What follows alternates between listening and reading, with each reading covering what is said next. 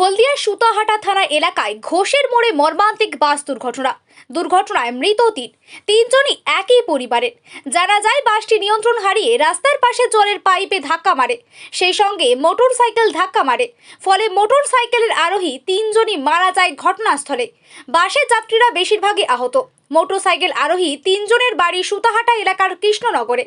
একই পরিবারের তিনজন, অর্থাৎ বাড়ির কর্তা অরূপ মণ্ডল, বয়স 50 বছর, স্ত্রী দীপু মণ্ডল, বয়স 45 বছর, কন্যা স্মৃতিদা মণ্ডল, বয়স 13 বছর।